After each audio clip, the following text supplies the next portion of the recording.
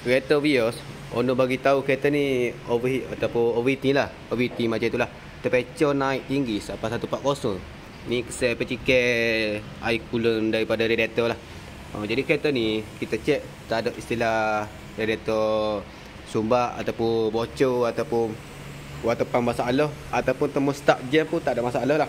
Dia hanya berpunca daripada radiator cake. Radiator cake ni main peranan sebab dia punya button ni dah putus. Kita tengok kita tukar ni. Sepatut dia dalam keadaan macam ni. Dia patuh dah ni. Dia patuh. Tengok dalam keadaan dua ni. Ni yang lama, ni yang baru. Dia sepatut dia kena ada benda ni. Butir dia ni.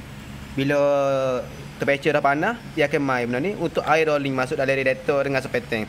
Bila patah benda ni, dia tak ada pasal main. Jadi bermasalah lah. Dia ditambah dengan fan motor sekali. Fan motor dia ni masalah sebab kena ketuk dulu baru pusing. Bila enjin panas, dia tak pusing lah. Kipas tak pusing, jadi temperature tu kena tinggi. Dia kadang-kadang dia pusing, kadang-kadang tak pusing. Jadi tadi kita running kereta ni tak pusing. Kena ketuk dulu dia punya fan motor ni barulah berpusing. Jadi kereta ni masalah dua bahagian lah. Fan motor dengan radiator cake.